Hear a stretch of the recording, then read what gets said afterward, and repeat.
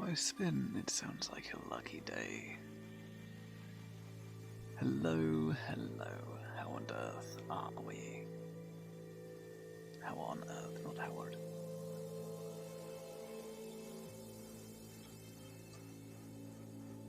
I hope everybody is well, and I'm realizing the light is really going rather quickly. That shall do nicely.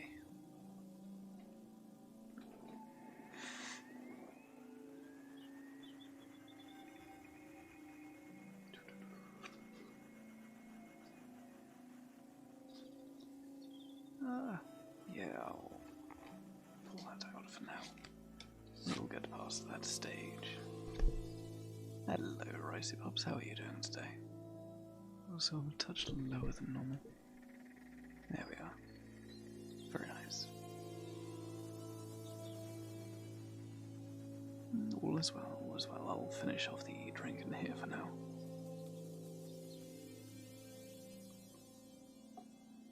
Some nice, smooth, roasted coffee.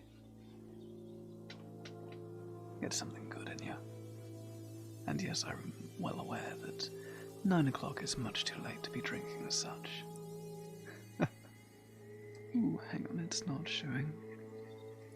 Where are the captions? Ah, that's what I've not done. Where? There we are. Much better. I'd love to stay a little longer, absolutely, so I came to tell you. Have a fantastic evening, gentlemen, and enjoy the readings. Don't forget A10 Wardog. We do put these readings up on YouTube on our channel. If you should wish to catch up on any that we've done so far, do enjoy yourself. And have a wonderful night. Since last time was such a terribly short stream, we're going to pretend it never happened and start this one afresh. This one does force a particular accent due to how it is written once again, much like the Scottish one we've done in the past. Yeah. First line I saw was, "Can he them thank?" It's that kind of thing that it forces. We'll possibly stay to this, we might hop back to Robert Browning, wonderful stuff. And yes, we will see you next time. That's a point about next time. I shall not be streaming on Tuesday, as I shall be rather busy. Prior engagements and all that. And simply making sure that you understand. I will re-emphasize that on Tuesday. Most likely Monday, actually. But it shall be made very clear. Oh, excuse me. Anyway, let us begin. And you might notice there's no cat, and that's rather odd. I expect him to rejoin shortly.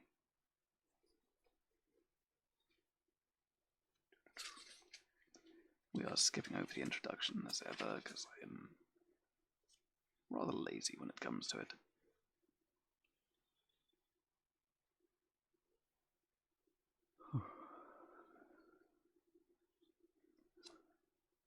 Home, as old stories tell us, there was a duck named Jan. Sorry. Wow, I have not got into this flow yet. Home, as old stories tell us, there was a duke named Theseus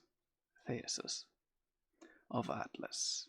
He was lord and governor, and in his time such a conqueror, that getting was there none under the sun. Full many a rich country had he won, that with his wisdom and his chivalry he conquered all the realm and fame that whilom was eclipsed. that Wilhelm was yclept Saitha, and wedded hath the Queen Hippolyta. Sorry, these are awkward names. Hippolyta, and brought her home with him to his country,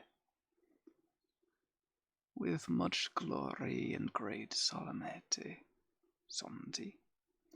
and eke her younger sister Emily, and thus with Victoria and with Melody let I his noble Duke to Athens ride, and all his host armies him beside, and Kerts, were it not too long to hear, I would have told ye fully the manner how women was the realm of Femnia, by Theseus, and by his chivalry, and of the great battle, but the nonce betwixt Athens and of the Amazons, and how besieged the Hippolyta, the fairy hard queen of Saitha, and of the feast that was at their wedding, and the tempest at the homecoming.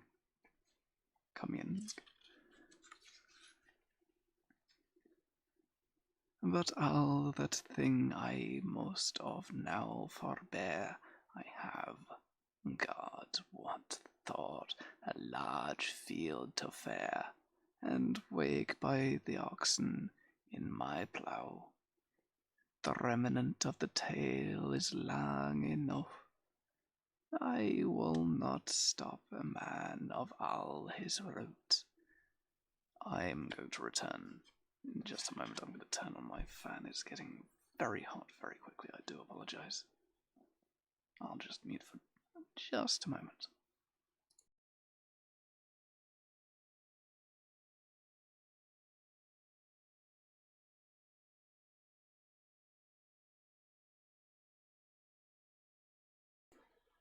Wonderful, that's not actually picked up at all. I might actually be able to turn it up. 1 second.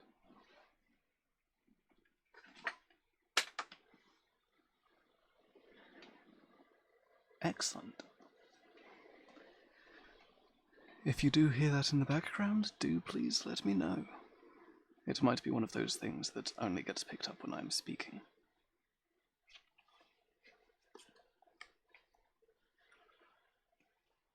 Nov looks at paper time. Indeed, I will look at paper and hallucinate vividly. I will not stop a man of all his route. Let every fellow tell his tale about. And let's see now who shall the supper wane. And where I left, I would again begin. This Duke, of whom I make mention, when he was come at last unto the town, in all his wealth and in his maist pride, he was war, as he cast his eye aside, where that there kneeled in the hay-way a companion of ladies, and tway, each like the other, clad in clothes blake, but such a cry and such a woe they make, that in this world no creature living hath heard such another lamentation, and of that cry staining they never would, till they and rames of his bridle hold.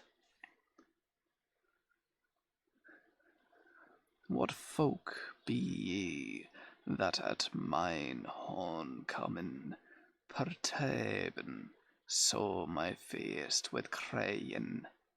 Quoth Theseus, have ye so great envy to mine honour, that thus complainin and cry?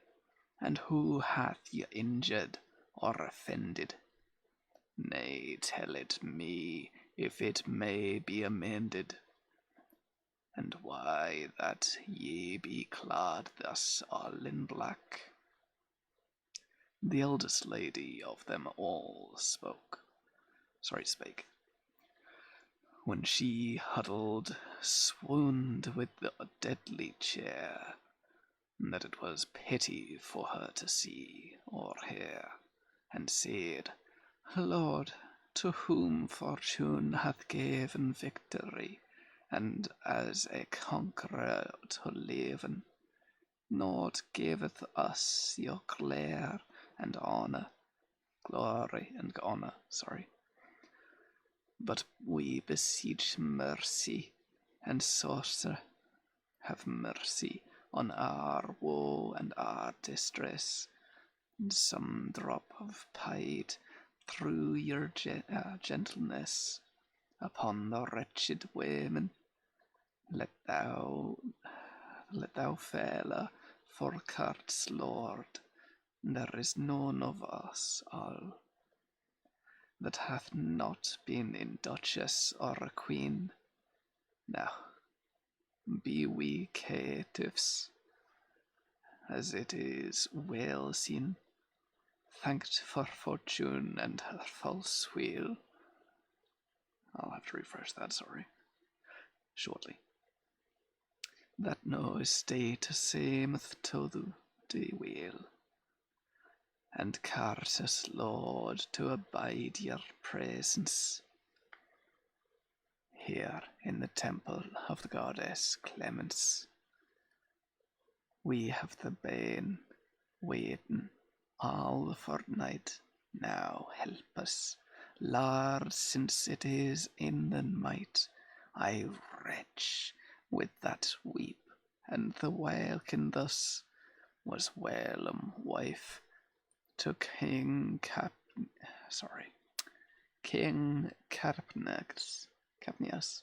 that died at Thebes, cursed by that day, and all we be in this array, and making all this lamentation, we leffen all ours husbands at the tun.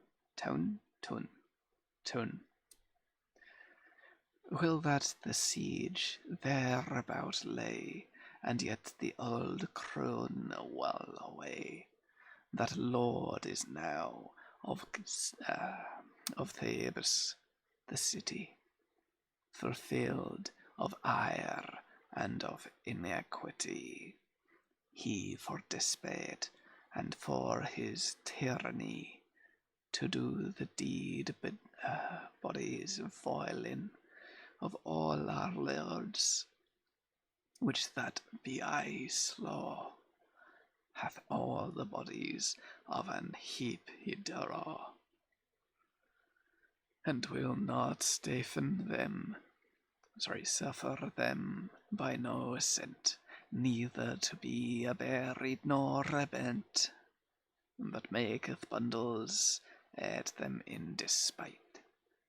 And with that word without more respite, they fallen flat and cried piteously, Have on us wretched women some mercy, and let our sorrow spaken in thy heart.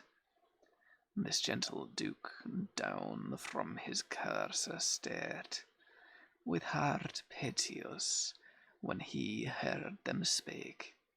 Him thought that his heart would break, when he saw them so piteous and so poor, that Willem wern of so great honour, and in his arms he then all uphent, and then conferred in full good and tear, and swore his oath, as he was true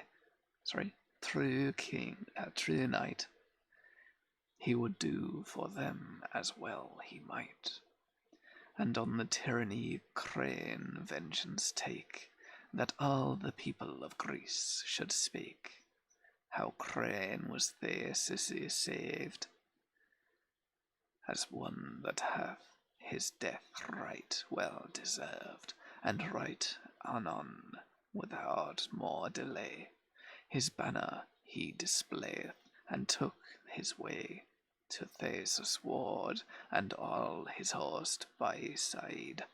Nor near Athens would he go nor ride, nor take his eyes fully half a day, but onward on his way that night he lay.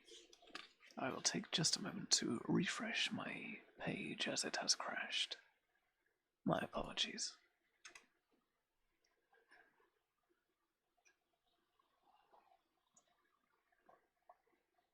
Lovely. Okay, it crashed immediately again. Twitch is having issues. If it crashes again, I'm just going to ignore it for a while. Hey, we're good. I think.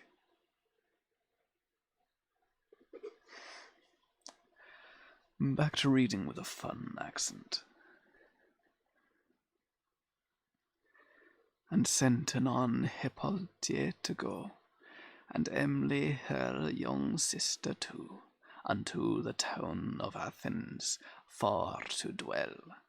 And forth he rode, there is no more to tell. The red statue of Mars with spear and targe so synth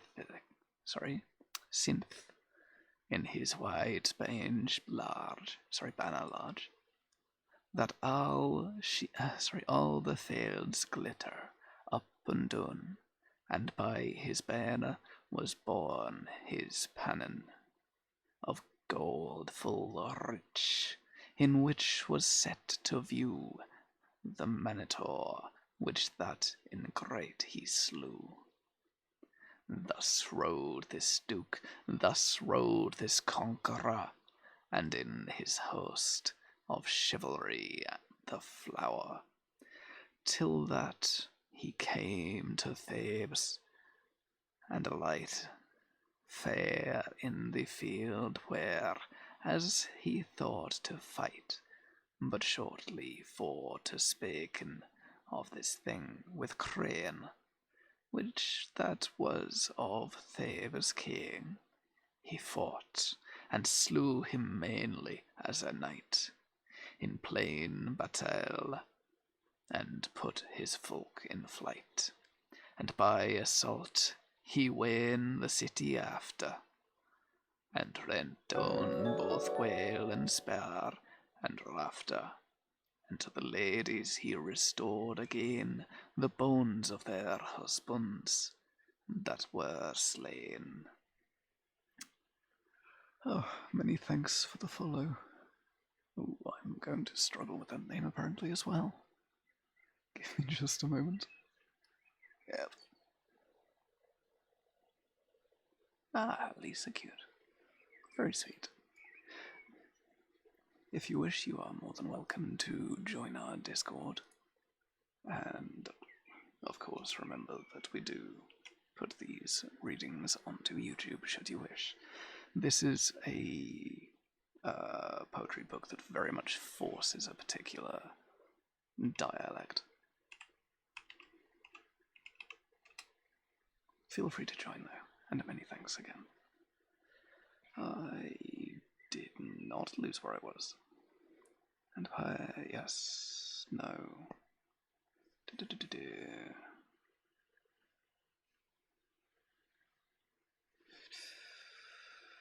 Yep, I entirely lost where I was. My apologies. And Rindono's bar after, and the ladies he restored again the bones of their husbands that were slain, to do exquires, as was then the guise, but it were all too long for to devise the great clamour and the lamenting which that the ladies made at the burying of the bodies, and the great honour that Theseus, the noble conqueror, doth to the ladies when they from him went. But shortly for the tale is main estain. Sorry, tale is main intent. When that his worth, Duke, this Theseus, hath Crane slain, and Thebes won thus still in the field. He took all night his rest, and did with all the country as he list. Toransk, Toransk in the heap of bodies dead, then for a stipe of harness and of weight. The searches didn't business and cure after the betrayal and discomfiture. Oh, that. And so befile that in the heap they found, through pierced with many a grievous bloody wound, 2 young knights slain by and by, both in the coat of arms wrought richly, of which 2 are sight high the one, and the other knight was named Palmon. Not fully quake, nor fully dead they were, but by their coat armour, and by their gear, Harolds knew them well in special, as knights that were of the blood royal of Thebes, and of sister sister and the 2 I born. That hurts to read. But of the heap the surgeon have them torn, and have them carried soft unto the tent of Theseus, and full son he then sent to Athens, for to dwell in prison perfectly. He would no ransom, and thus Duke, when he had thus done, he took his host, and home he rode, anon with laurel, crowned as a conqueror, and thus he liveth in joy and in honour all through his life. That will ye wonder mo, and in a tor in anguish, and in woe dwell evermore. With gold may profit none. This our sight, and his fellow Palmon. Thus passeth year by year, and day by day, till it fell once upon a morn of May. This Emily fairer, far fairer to be seen. Then is the lily of her stalk green, and fresher than the May with flowers new. For with the rose colour strove her hue. I know not, which was fairer of them 2. Ere it was day, as she was wont to do, she was arisen and already died. For May will have no sluggardy a night. The season breaketh every gentle heart, and maketh him out of the sleep start, and saith, Arise, and do thine observance.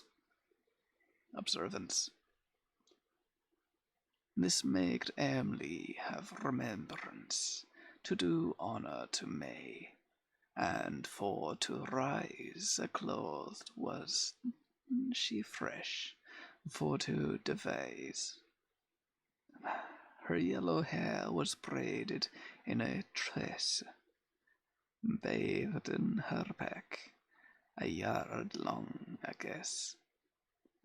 And in the garden as the sun uprose, she walketh up and down, whereas she lake.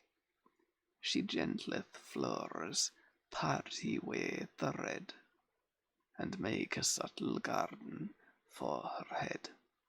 And as an angel heavenly she sang the great tour that was so thick and strong.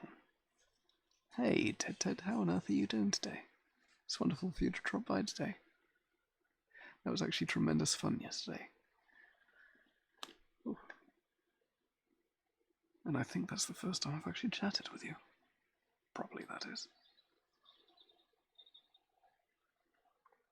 If you're wondering why I'm reading in an accent, it's very much forced by the book. It's one of those that's written in such a way that it is almost impossible to read any other way. I think it was the first time. It was indeed, yes. I mean, I know we've discussed, well, not discussed, just conversed in text alone. Well, then you're going to thoroughly enjoy it as we have a lot left to go, and I think it is. Oh no, it's not. So that's where my grandfather made it to years and years ago. That was his bookmark, and I love it.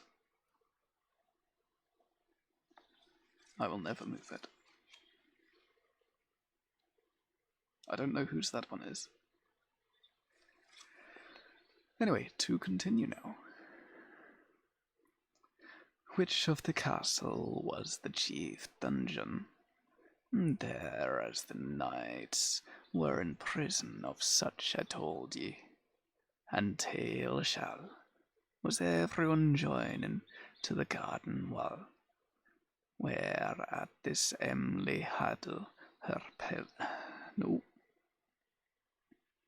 where at this Emily had her playing, bright was the sun, and clear was the morn. And the Pullman, this woeful prisoner, as was his wont, by leave of his gaoler, was risen, and roamed in his chamber on high, where he could all the noble cities espy. And eke the garden full of branches green, in which that Emily, the fresh and sheen, was in her walk, and roamed up and down. This this sorrowful prisoner, this poor man, doth in the chamber roaming to and fro, and to himself complaining of his woe, that he was born full oft, he said, alas, and so befouled by adventurer or case, that through the window thick and many a bar of iron, great and square as any square, he cast his eye upon Emily, and therewithal he blinking and cried, as that he strong and whereunto he heart. And with the cry our sight anon up, stared, and said, Cousinman, what aileth thee, Alieth, that art so pale and dead for to see? Why criedst thou? Who hath thee done offence? For God's love, take all in precious, prisoner, for it may none other be. Fortune hath given us this adversity. Yes, adversity. Some wicked aspect of disposition of Saturn by some constellation, hath given us this, though against it we had sworn, so stood the heaven when that we were born. We must endure it. This is the short and the plain. This Palmer answered and said again, Cousin, forsooth, of this opinion, thou hast a vain imagination. This prison cursed me not for to cry, but I was hurt right now through mine eye into mine heart. That will mine bane be.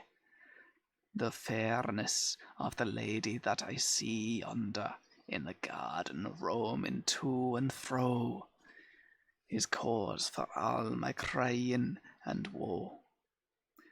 I know not whether woman or goddess, but Venus it is. Is it? Soothly as I guess, and therewithal on knees abound he fell and said, Venus, it is by your will you in this garden thus to transfigure before me, sorrowful wretch creature, out of this prison help, that we may escape. And if so be our destiny be shape by word eternal to die in this prison, on our lineage have some compassion. That is so low brought by tying. And with that word our sight gan espy, where that this lady roamed to and fro, and with that sight her beauty hurt him so, that if that Pullman was wounded sore a sight his heart as much as he, or more, and with the sight he said piteously, The fresh beauty slayeth me suddenly, of her that roameth yonder in the place, and save I have the mercy and her grace, that I may see her beauty day by day, I am but dead. There is no more to say. This Pullman, when he those words heard, despiteously he looked and answered, Whether sayest thou in earnest or in play? Nay, quoth Arcite, in earnest, in good fay. God help me so, full loth am I to play. This Pullman gain cane his brown tway. It'd not be to thee a great honour for to be the false and for to be traitor to me that am thy cousin and thy brother I swore full deep, and each of us to order to other, that never even for death and for his pain, till life shall despite from us twain, neither of us in love to harden, hinder other, nor in no other case, my dear brother, but that thou shouldest toil further me in every case, and I shall further thee. This was thine oath, and mine also, certain. I wot right well thou darest it not with Selene. Thus art thou sworn to help me out of debt, and now thou wouldst false be about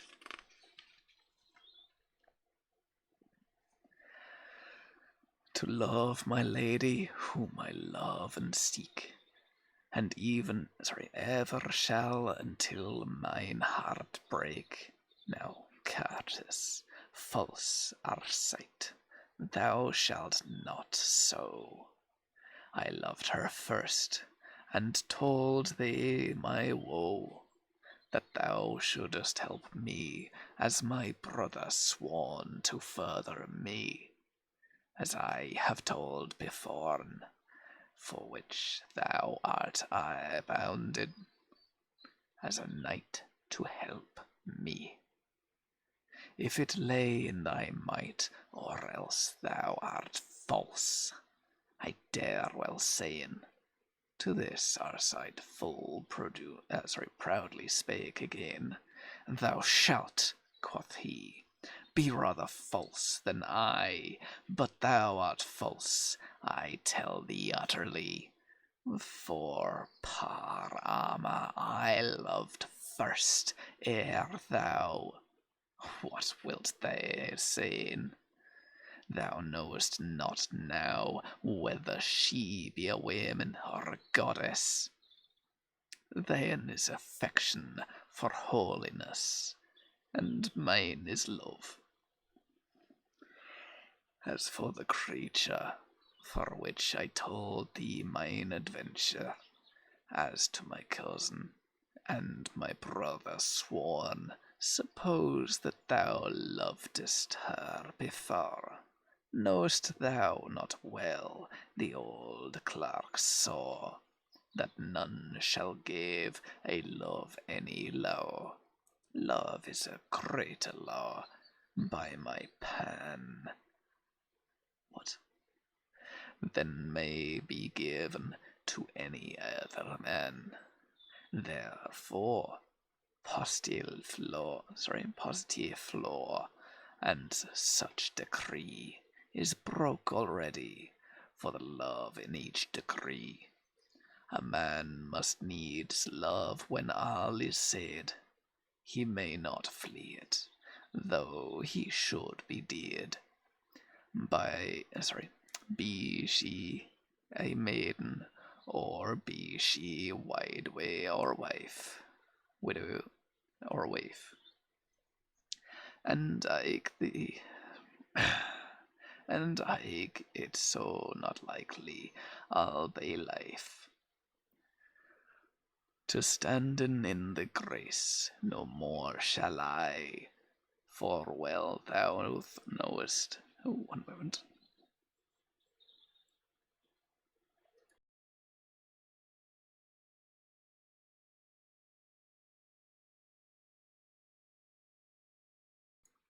I'm terribly sorry, I didn't want to sneeze in your ears. And hello and welcome. Yes, we do readings on Sundays. This one is a particularly awkward one, as it forces a particular accent. I'm not putting that on purpose. It's the only way to read it. How are you doing today?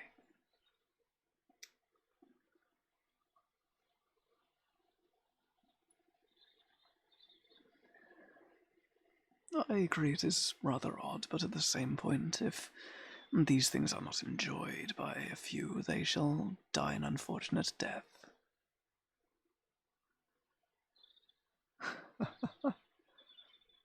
I do like the Swedish tech tree, I will say that. It is very enjoyable. You do get the penetration very early, don't you? Yep. Hold that there for half a moment. Stay. Good. Legs. But yes, I am very glad that your day has indeed been well.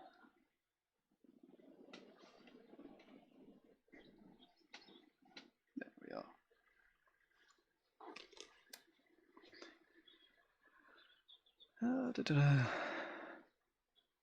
That thou and I demand to prison perpetually as gaineth no ransom. We strive, as do the hundreds hounds for their bone. They fought all day, and yet their part was none. They came agate, while that they were wroth, and bare away the bone betwixt them both. And therefore at the Clane Court, my brother, each man is for himself. There is no other. Love is thou list, for I love, and I shall, and softly, dear brother, this is all. Here in this prison must we endure, and each of us must take his adventure. Great was the strife, and lang betwixt them tway, if that I had leisure for to say. But to the effect, it happened on a day, and to tell it you as shortly as I may. A worthy duke that hight Perius, that fellow was the Duke Theseus. Since that same day that they were children laid, was come to Athens, his fellow to visit, and for the play, as he was wont to do. For in this world he loved Norman so. Terribly sorry. My apologies. And he loved him so tenderly again, so well they loved, so old books saying, that when the own was dead, soothly to tell, his fellows went, and sought him down in hell. But of that story, lest me not to write, Duke Pythius loved well Arcite, and had him known at Tiberias year by year, and family at request and prayer of Pythius, without any ransom. Duke Theseus him let out of prison, freely to go where that he list to dwell, in such guise as I shall plainly tell. This was the covenant, plainly to indite, betwixt Theseus and Arcite, that if so were, the Arcite were found, even if his life on any place of ground, in any country of this Theseus, and he was recorded thus, that with the swayed shape of should die, without just any other remedy, he took his leave, and homeward he him speed. Let him be war, in danger layeth his head. How great sorrow suffereth with Arcite, that doth he faileth through his hard smade. He weepeth, waileth, crieth piteously, to slay himself he weigheth privily. He said, Alas, the day that I was born, now is my prison whereas then was befallen. Now am I doomed eternally to dwell, not only in purgatory. Good God, that is how it's spelled. Not only in purgatory, but in hell, alas, that ever I knew Pertheus.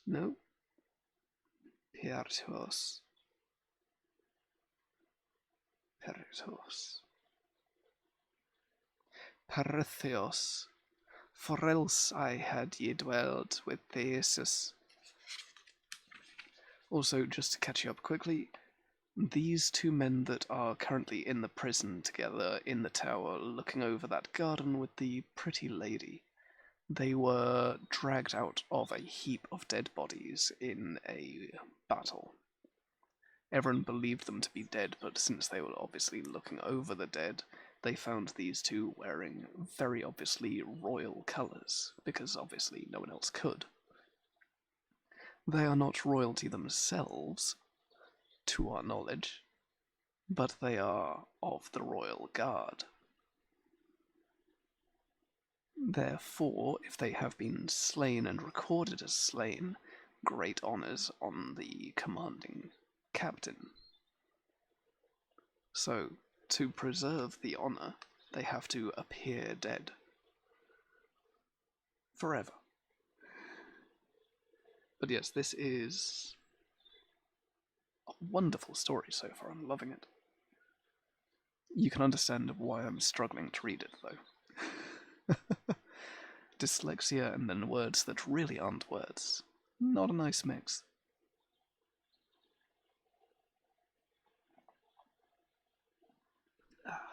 Needed some drink.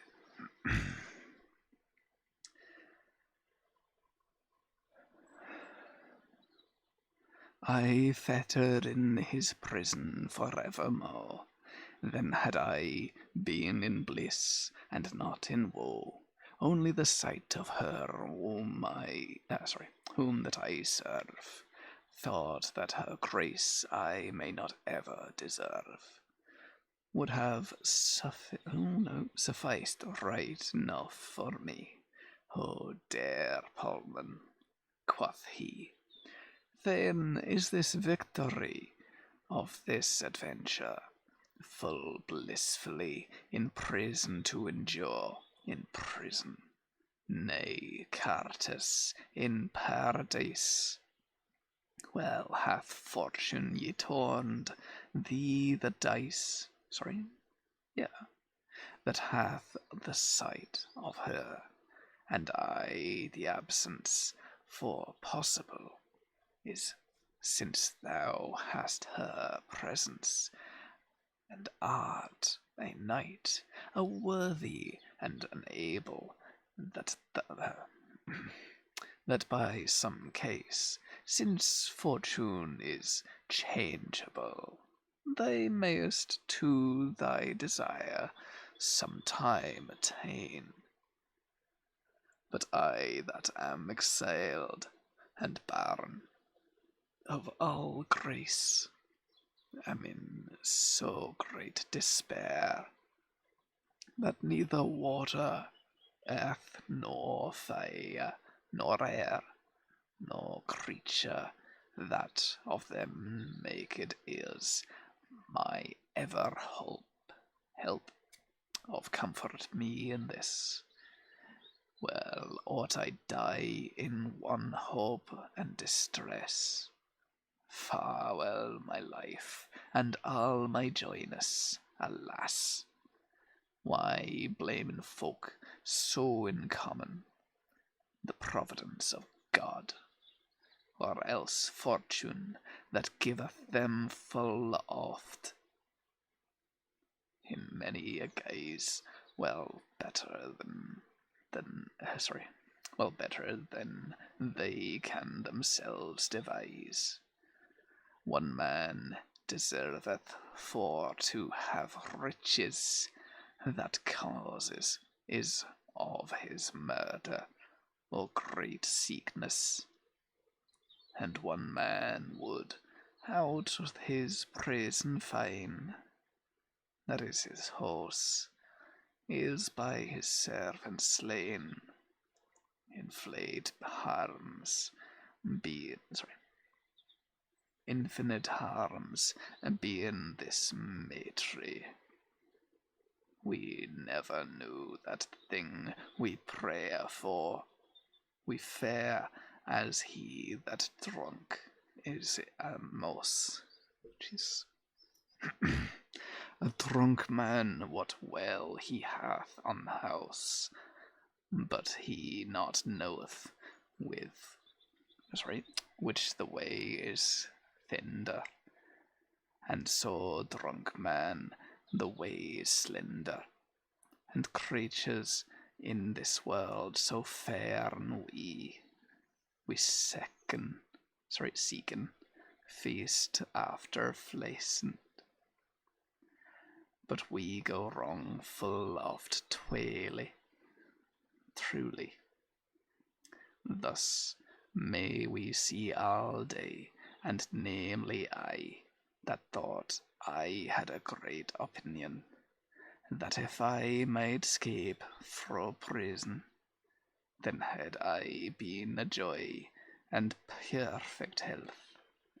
And now I am exiled fro my wealth, since that I may not see you, Emily. I am but dead. There is no remedy. Upon that other side, Pullman, when that he wist that our sight had gone. Wist. That would be seen that our sight has gone. Such sorrow maketh that the great Tor, Resenworth, of his yelling and clamor, the very features of his legs great were of the bitter salt tears weight. Oh, take your time looking. Alas, quoth he, our sight, cousin man, of all our strife, God wot, the fright is then through Wolkest, now in Thebes, at thy large, and of my woe thou makest little charge. Thou mayest, since thou hast wisdom and manhood, assemble all the folk of our kindred, and make a warrant so sharp in this city a war, that by some adventure or by some treaty thou mayest her win to lady and to wife, for whom that I must needs lose my life. For as by way of possibility, since thou art at the large of prism free, and art of lord great is thy adventure, more than is mine, that starve here in a cage, for I must weep and wail while that I live, with all the woe that prison may give, and eke with pain that love me giveth also, that doubleth all my torment and my woe. Therewith the fire jealousy upstart within his breast, and caught him by the heart, so madly that he like was the behold the box tree, or the assign dead and cold. Then said, O goddess cruel, that gave me this world which biden of your world and time, and written in the table of adamant, is all you will and your eternal grant. Now is mankind more by you held than is the sheep that live in the field. For slain is man right as another beast, and dwelleth eke in prison and arrest, and hath sickness and great adversity, and oft times guiltless pard. What governance is in your presence, that guilt, no guiltless torments incense.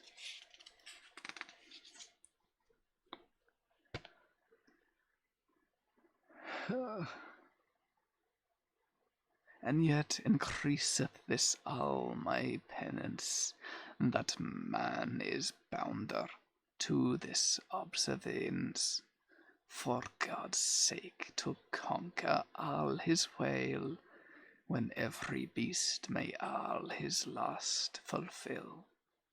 And when a beast is dead, he hath no pain, but man after his death must weep and plain through his. Though in this world we have care and woe, without doubt he shall have pains mo. The answer of this I leave to divines, but well I wot that in this world great pain is all's. I see the serpent of the thief, that unto many men hath done a mischief, go at his large, and where him lust may turn. But I must be in prison through the Saturn, and eke through June, Julius, and eke wood, that hath destroyed well nigh all the blood of Thebes with his waste wales wide. And vengeance slayeth me in the other side, for jealousy and fear of him are sight. Now woe I stayed of the Pullman alight, and laid him in his prison stall dwell. And of the Arcite forth then will I tell. The summer passeth, and the nights longer, increasing double wise, and pain is strong, both of the lover and the prisoner. I know not which one is the wofuller. For shortly, for to say, this Palmer perpetually is damned in prison, in chains and in fetters to be dead, and Arcite is exiled upon his head for evermore, as out of the country, and nevermore shall he his lady see. Now, Lorax, I you this question, who hath the worse, Arcite or Palmon? That one may see his lady day by day, but in prison he must dwell away. That other, where him lust may ride and go, but see his lady shall he never mo. Now deem, is it your list, ye that can, for I will tell forth as I begin. When the Arcite to Theseus came thus, full oft a day he moaned and said, alas, for see his lady shall he never mo. And shortly concluded all his woe. So much sorrow had never creature, that is or shall be while the world may dure, his sleep, his meat, his strike in him befit. Mislain he waxeth, and dying as any shaft, his ein hollow grisly to bid heil. Hold on, I didn't understand any of that. That lane he waxeth, and dry as any shaft, his ein hollow grisly to behold. Alright, I getcha. He drank in him bereft. That lane he waxeth. That is one hell of a sentence. Terribly sorry. His hue yellow and pale as a seine cold, and solitary he was, and ever alone, and willing all the night making his moan. And if he heard song of instrument, then would he weep, he might not be silent, so feeble were his spirits, and so low and changed, so that no man could know his speech nor his voice, though men it heard, and in his look for all the world he fared, not only like the love's heaviness of Cupid, but rather like madness.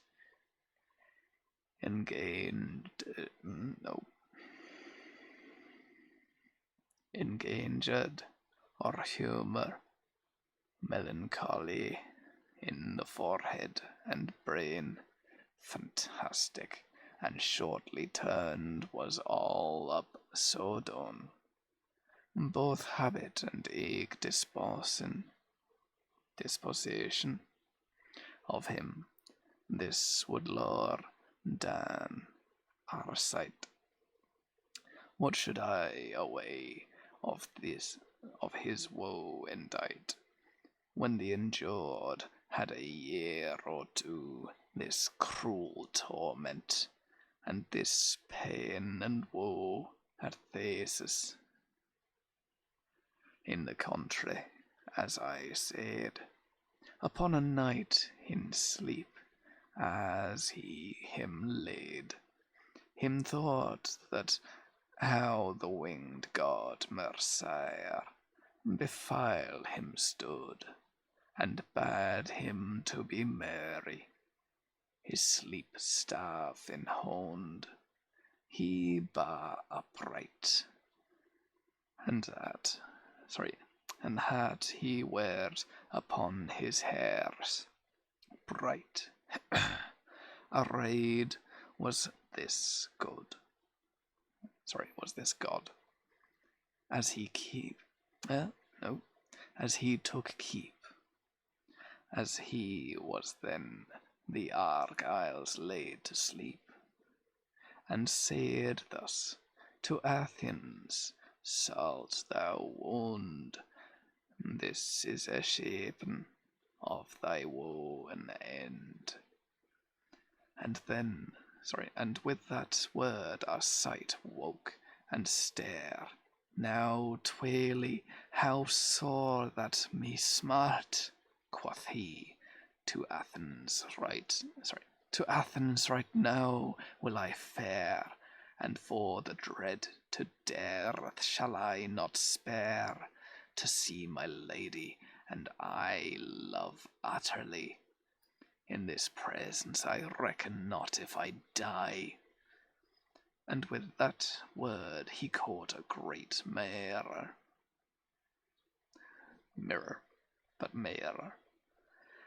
and saw that changed was all his colour. I definitely need another drink. One moment, please. This takes a lot out of your throat. Don't you dare.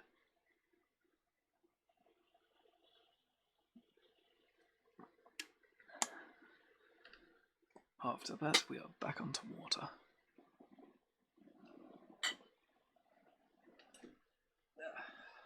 There we are.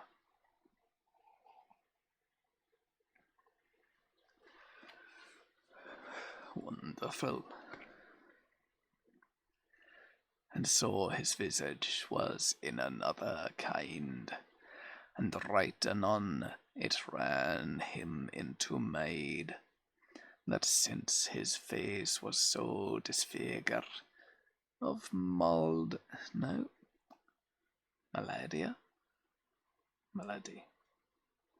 so disfigured of Malada. Malada. Go with that. The which he was endured, he might well, if that he kept him low, live in Athens evermore unknown, and see his lady well day by day. Nigh day by day. And right and right anon, save only one square, that know his counsel well and all his case, which was 1 moment, please.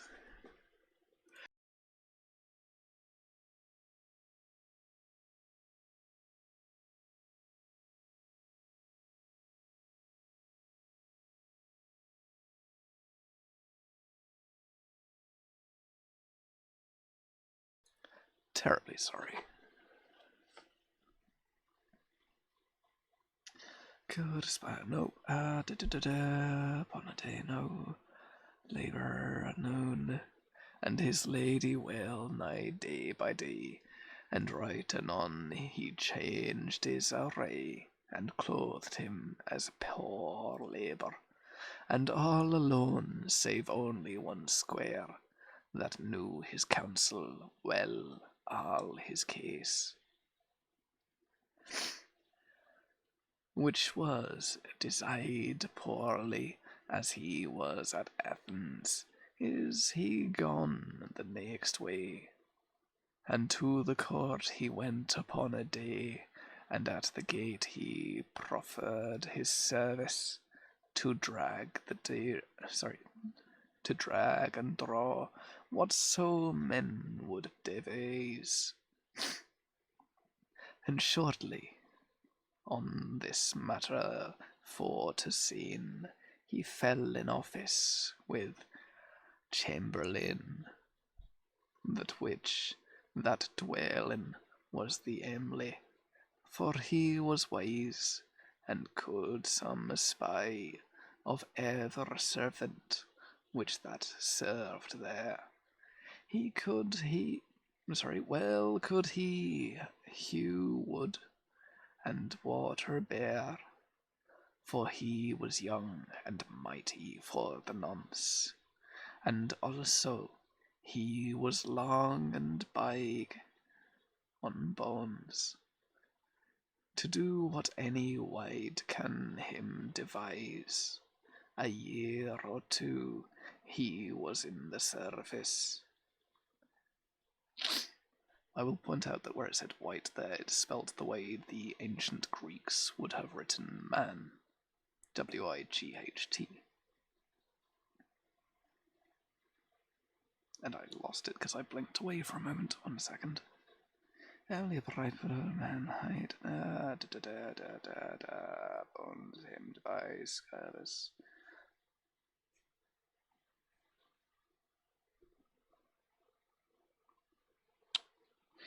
None so that the bones to be wide can him devise. A year or two he was in the service, page of the chamber of Emily. The bright and Philostrate, he told men that he high, but half so well beloved a man as he. There never was a court of his degree. He was so gentle of his condication,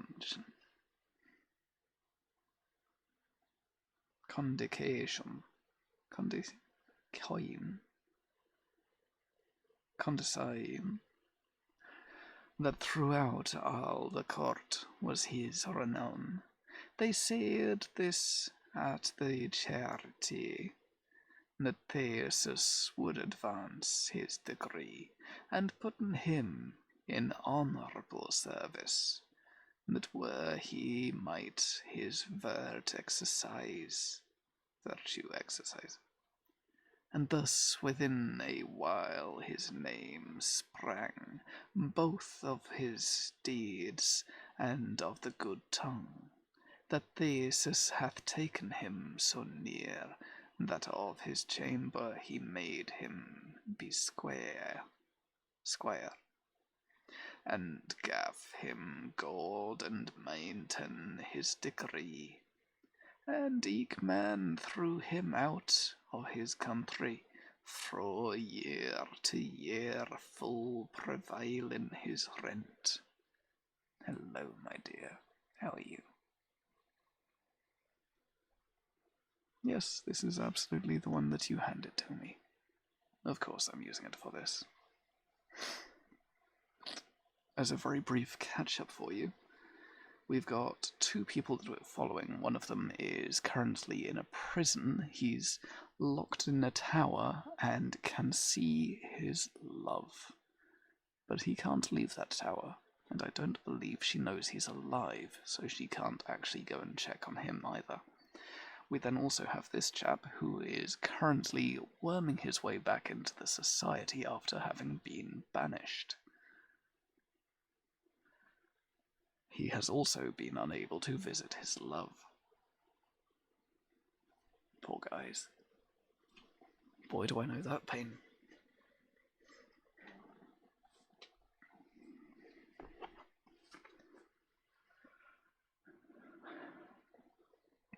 Also, yes, this is the book that I read briefly to you that forces the accent. That's incredibly difficult to read. But honestly and shyly, he inspent that no man wondered how that he it had, and there year in this wise his life he laid, and bare him so in peace and eke in war. There was no man that Theseus loveth more, and in this bliss let I nor sight, and spake I will of Palman, a light in darkness orble, in darkness orble. The strong prison the 7th year hath lived Palmon, all pinned, that for woe and for distress, who felleth double sorrow and heaviness, but Palmon, that love constayeth, so constraineth, that quiet out of his wit he goeth for woe, and eke thought he is a prisoner, particularly not only for a year, who could rhyme in English properly his martyrdom. Forsooth it am not I, therefore I pass as lightly as I may. It fell that in the 7th year in May, the thrice night, as old books sayn, that all the stories tellin more plain, were it be adventure or disdain, as when a thing is shapen, it shall be, that soon after the midnight Palman be helped of a friend break his prison, and fleeth the city fast as he may go, for he had been given drink, his gaoler so. Hold on. Of a spicier, and of a certain wine, with narcotics, with ope of Thebes fine, that all the night through that man would have shake, the gaoler asleep, he may't not wake, and thus he fleeth as fast as ever he may. The night was short, and soon came the day. Thus at all needs he must himself hide. and to the grove taste there beside, with fearful foot, then stalketh Palmon. For shortly with this was the opinion, that in the grove he wold him hide all day, and in the night then would he take his way to Thebes ward, and pray his fenders lay on Theseus to help him to beguile, and shortly, or he would lose his life, or win Emily unto his wife.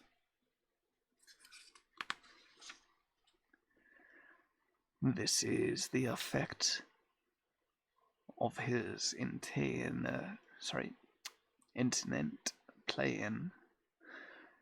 Now will I turn unto Artyche again. The little wise how near him was his care, till that fortune hath brought him to the snare. The busy lark, messaged of day, saileth in her song the morning grey, and frail Phobos riseth up so bright, that all the ornament laughed with delight, and with his steams dryeth in the graves the silver drops hanging on the leaves, and our sight, that is the course royal, with the Theseus his square principle is risen, and looketh on the merry day, and for to do his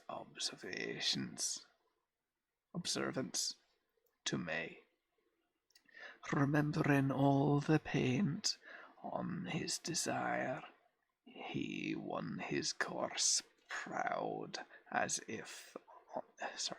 is the fire, is ridden to the fields him to play, out of the court, where it the mile or tway, and to the grove, of which that I you told, by adventure his way he gun to hold, to making him garland for the morn, where it of would been, or of hawthorn, and loud he sang against the sunshine, May with all thy Florence and thy green welcome be thou fair fresh May. I hope that I some green get may. And fro his courser with the lusty heart into the grove full lustily he star, and in the path he roamed up and down, whereas by adventure his palmer was in a bush, that no man might him see, full sore afraid of the death was he, and nothing knew he that it was a sight, God what he would have throned it full a light. For sooth it hath been said full many years that fields have ane, and the world hath ears.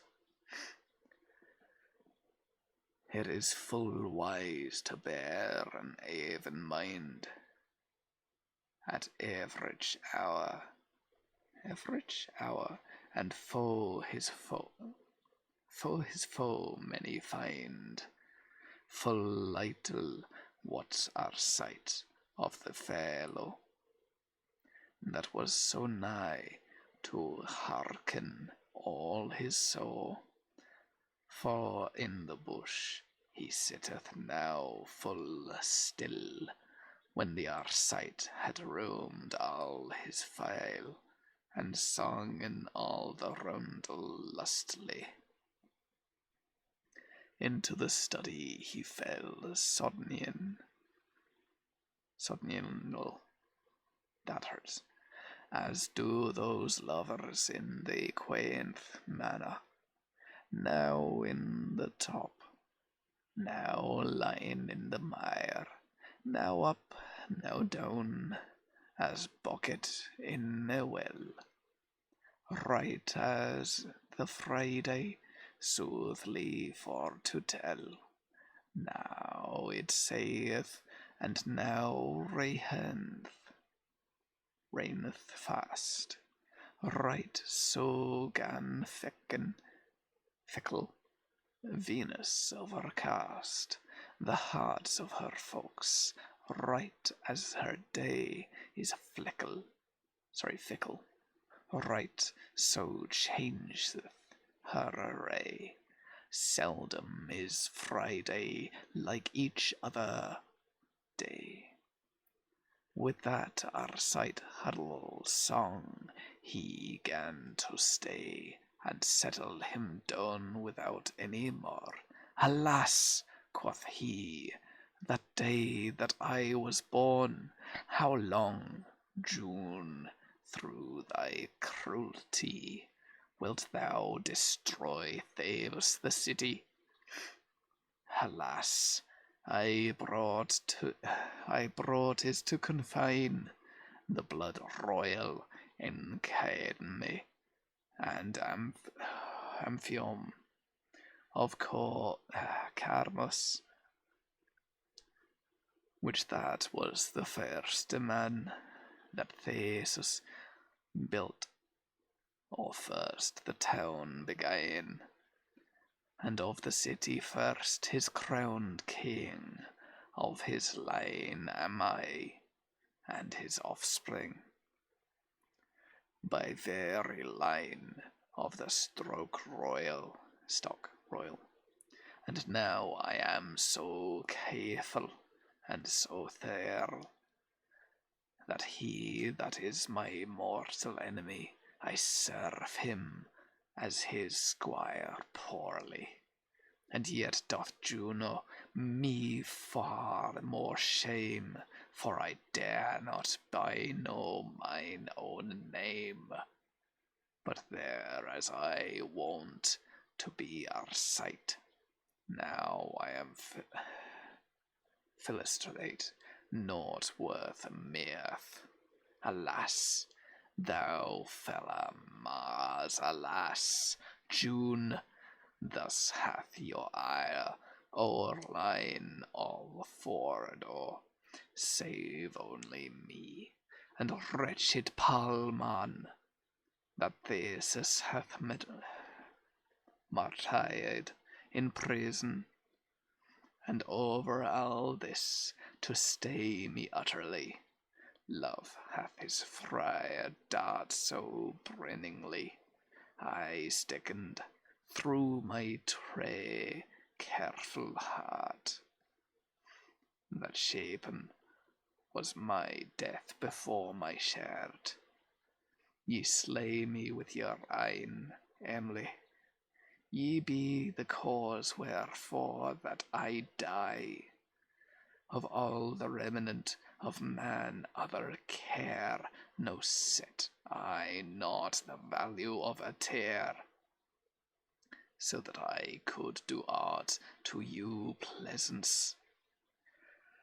And with that word he fell down in a trance. Good lord, it just keeps going. Are there chapters in this? I don't think so. I think it just keeps going.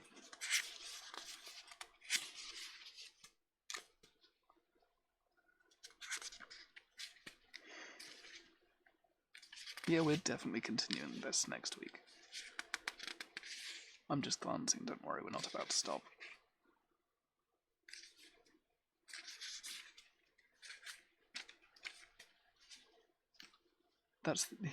Okay, that's the end of the first one. That's how many more pages we need to do. Oh, good lord. I wonder if the next page is going to be the same.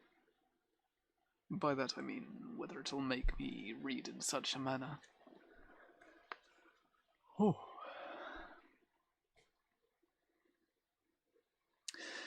A long time, and afterward upstairs, this Pullman that thought thy through. Hang on. Trucks. Okay, yep. A long time, and afterward upstairs, this Pullman that thought through his heart, he felt a cold sword suddenly to glide, for ere he quacked, he would no longer abide. And when that he hath heard Arside's tale, as he were mad, with face dead and pale, he stare him up out of his bushes thike, and said, Arcite, false traitor, wick, now art thou caught that lovest my lady so, for whom that I have all this pain and woe, and art my blood and to my counsel sworn, as I full oft have told thee here before, and has deceived their Duke Theseus, and falsely changed hast thy name thus. I will be dead, or else thou shalt die. Thou shalt not love my Lady Emily, but I... but... one second.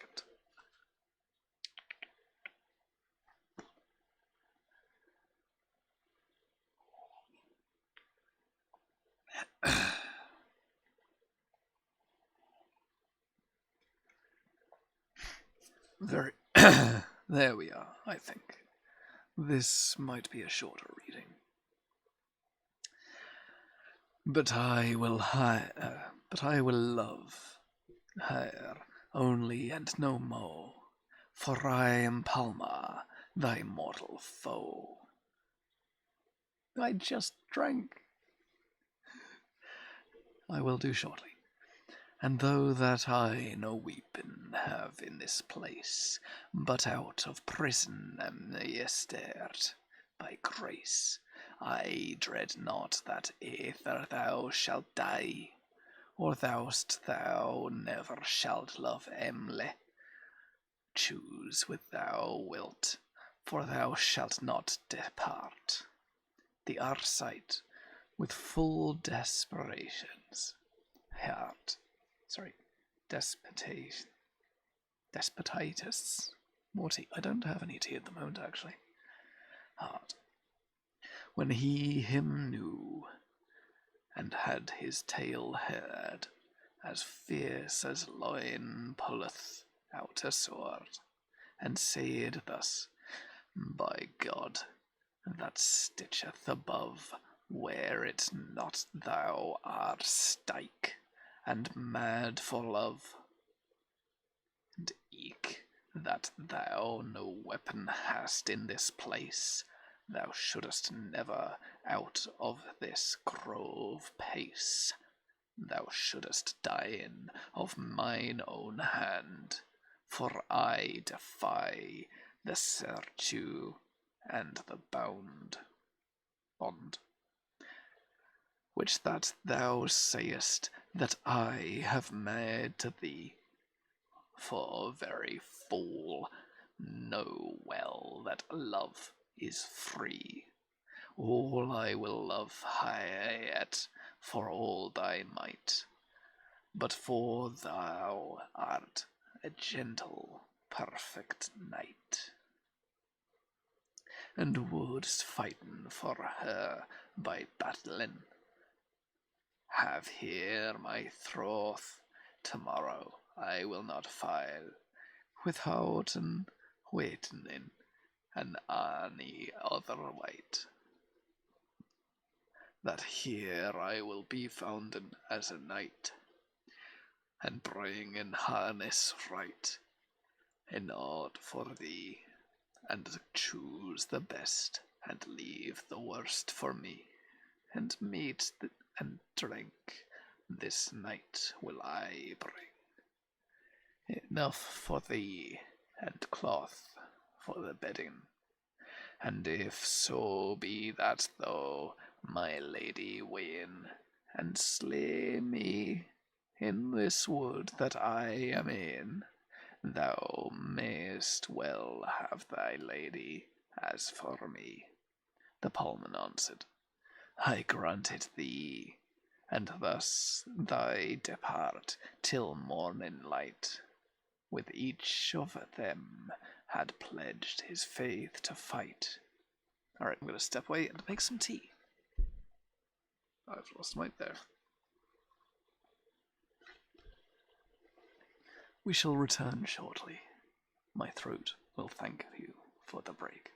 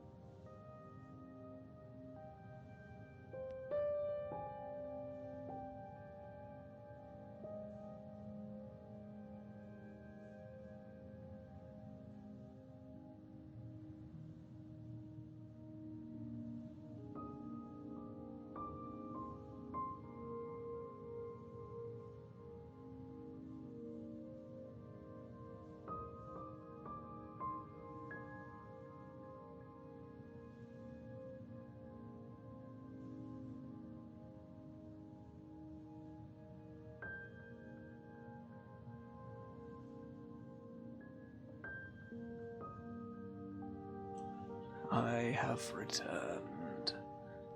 Hello. I'm not sure why the text isn't separating out into spaces. Normally does. It may have updated. It does look a touch different, unfortunately. How are we all today? Also terribly sorry I forgot to put up the Gone for Tea. Gone for Tea. It really doesn't want to get that word right. But I do indeed have my tea.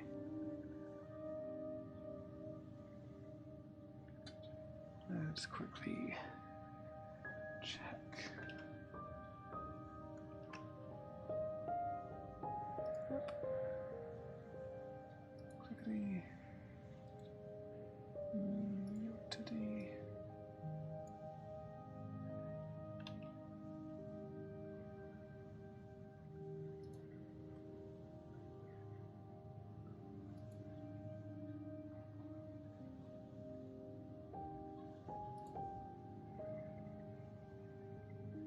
There we are.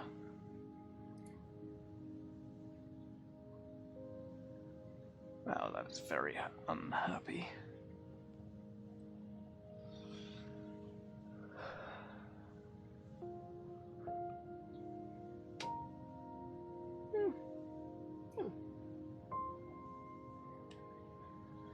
Oh, hey.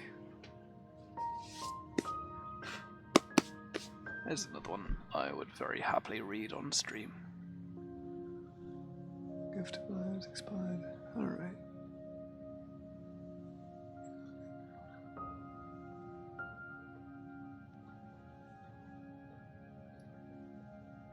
Let's just hold that up over there. Anyway, we shall get back to it.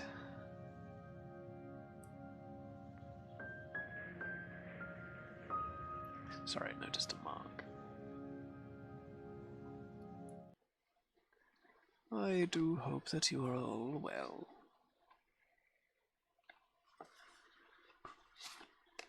I can help the speech pattern I am in.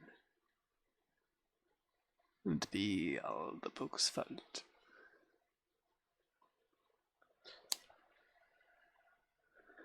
In all for thee, and cloth for thy bed. And if so that thou, my lady, win, and slay me in the wood that I am in, thou mayst well have thy lady as for me. The Palman answereth, I grant it thee. And thus they depart till morning light, when each of them had pledged his faith to fight. O Cupid, foe of all charity, O king that wolf no follow half with thee, full soth is side that love and eke lordship will not for aught have any fellowship. Well fighten that Arcite and Palman. Arcite is ridden anon unto the town, and on the morrow ere it were daylight, full privily 2 armors hath he dyked, both sufficient,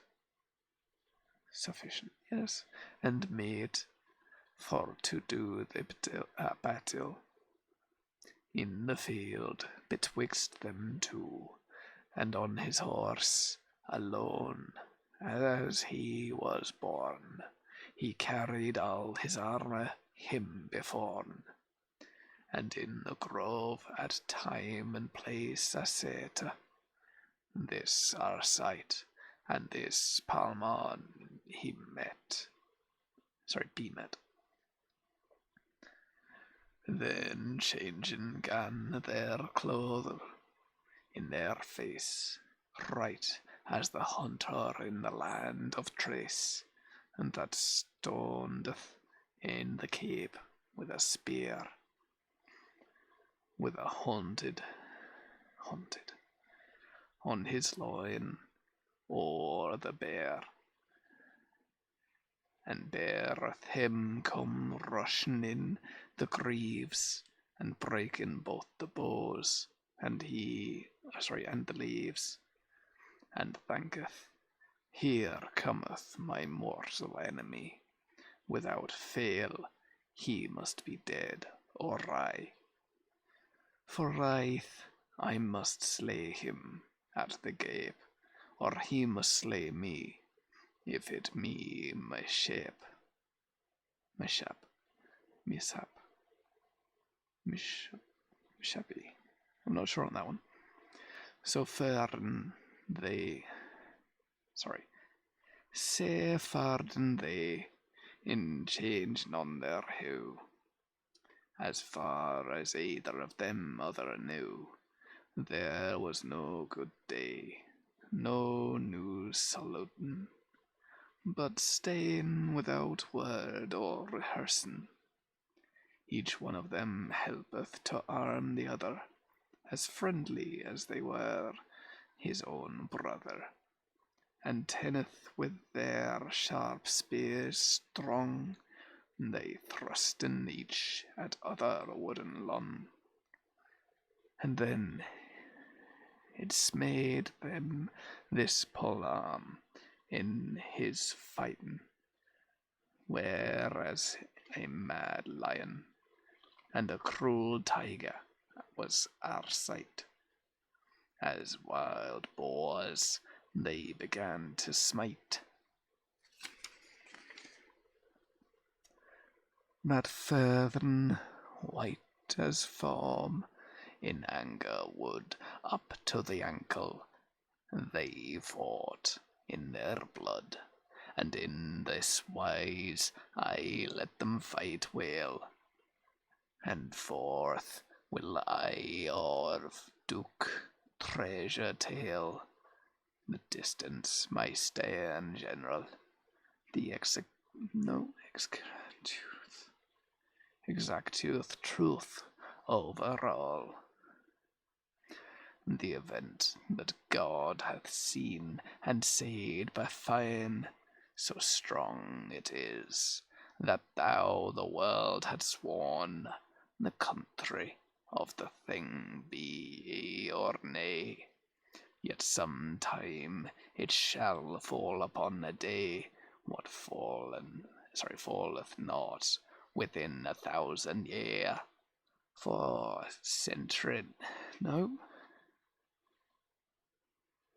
certainly our appetites here, be it of war, or peace, or hate, or love, all is it ruled by the sight above. This mean I now by mighty Theseus, that for to hunter is so desirous, and namely the great heart in May, that in his bed that dwaneth him no day, he is not clad and ready for to ride, with hunt and horn and hounds him beside. For in this hunting hath he such a delight, that it is all his joy and appetite. To be himself and great heart his bane, for after Mars and Sabbath now deign. Clear was the day, as I have told ere this, and Theseus with all joy and bliss, with the Hippolyta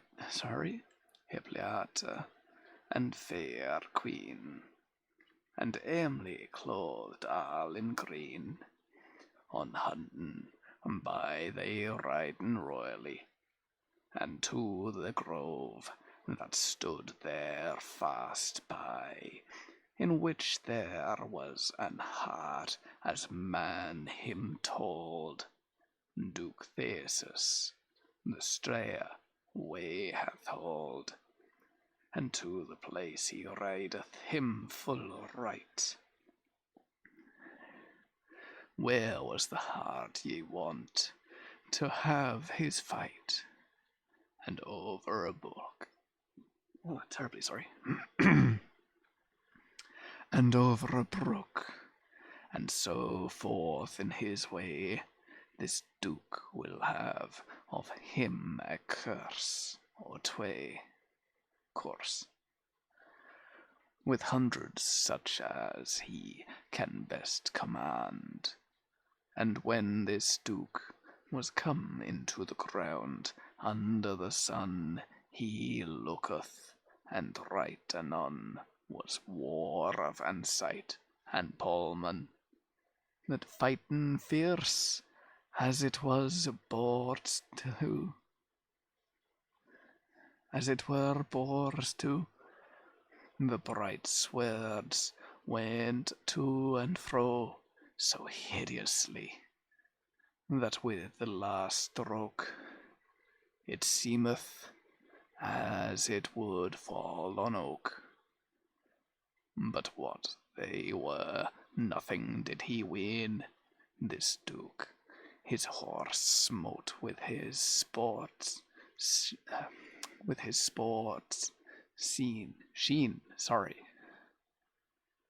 and at a start he was betwixt them two, and pulled out a sword and cried, "Ho! No more, o pain of losing on your head. By mighty Mars, anon he shall be dead, that smite any stroke that I may see. But tell me, what manner men ye be, that be so hardy for the fight here without judge or other officer, as if were in the list royally?" The palmer answered hastily, and said, "Sir, what needeth words more? We have the death deserved both two woeful wretches be we, and caitives that be encumbered of our own lives.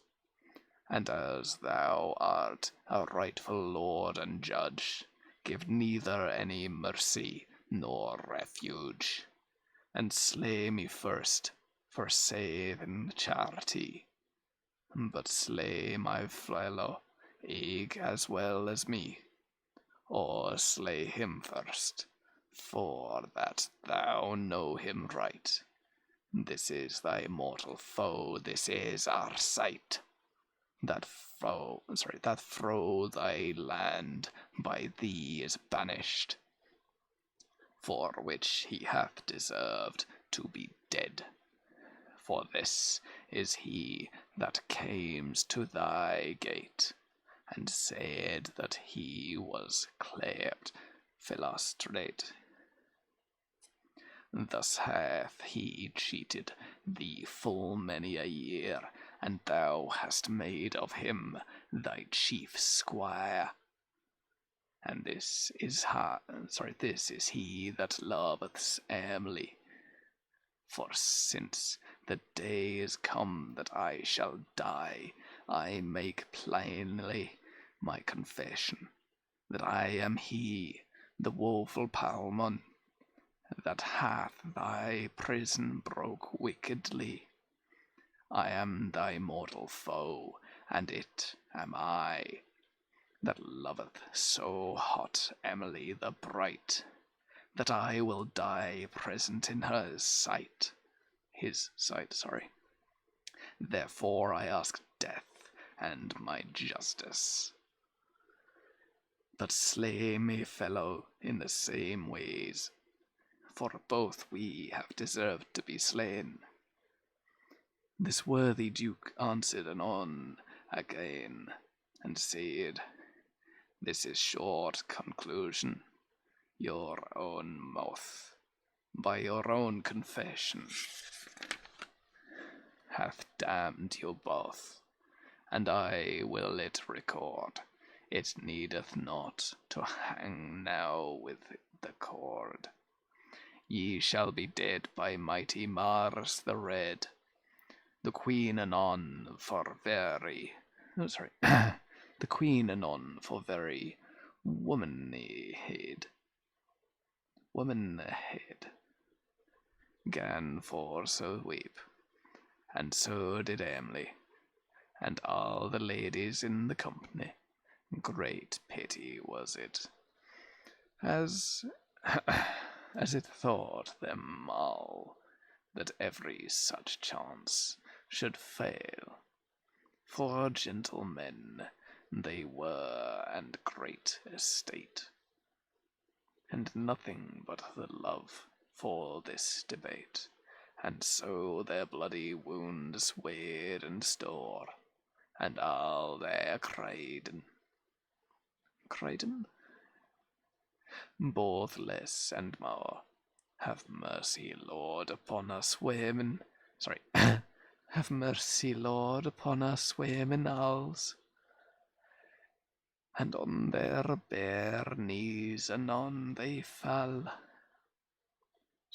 And on their bare knees anon they fell, and would have kissed his feet right as he stood, till at the last escalade was his mood. For pity runneth soon in general heart, and through his first for ire quaked and start. He hath it all considered in a clause, the transpass of them both, and eke the cause. And although that his heir their guilt accused, yet he, in his reason, them both excused. And thus he thought that every manner man will help himself in love, if that he can, and eke deliver himself out of prison. And in his heart he had compassion of women, for they wepen ever as one. And in his gentle heart he thought anon, and softly he to himself he said, Fie upon a lord that will have no mercy, but be aligned both in word and deed. To them that be in repentance and dread, as well as the proud disputatious man that will maintaineth what his fight first began.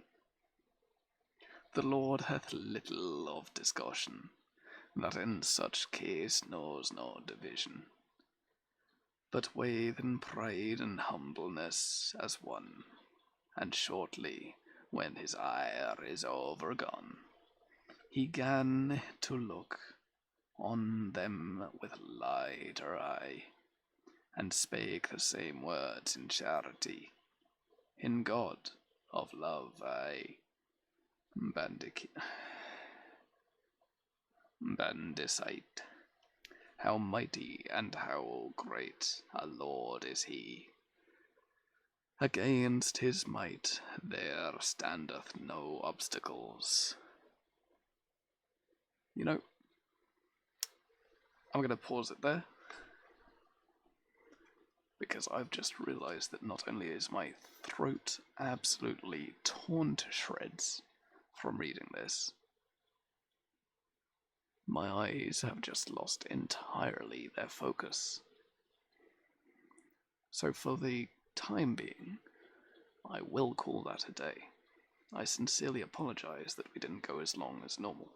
Hang on, let's turn this over so I know which side. There we go. We will continue this one next week.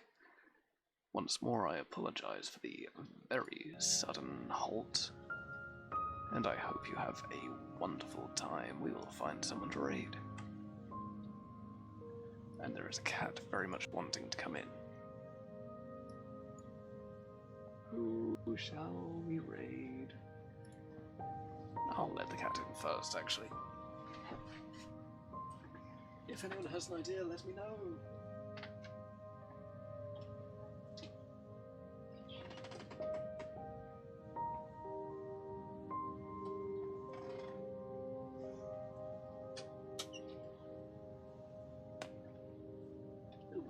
You bugger. I nearly stepped on you. Wait, here. Let me get this.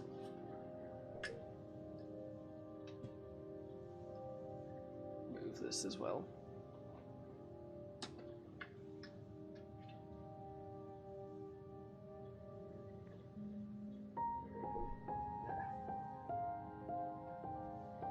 There you go, buddy.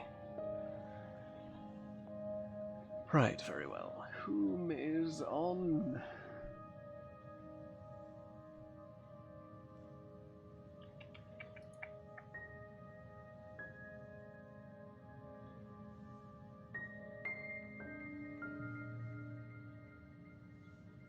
Yes, I reckon we shall raid Digibbed. He is a good friend and a wonderful person. And the cat is happily headbutting me because he wants attention.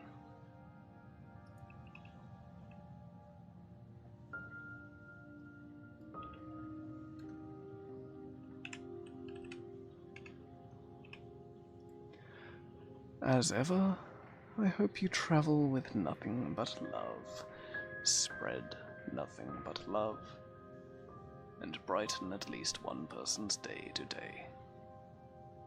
I'm very much going to leave this camera on so you get to see the cat for a little longer. I do encourage you to stay for the raid. And once more, have a wonderful time. Peter, if you just missed all of that, I do sincerely apologize. You did. No, I'm stopping because my throat is torn to buggery. Normally I would still be going, but the book I am reading at the moment forces. Have a wonderful day as well, my friend. And to-ra.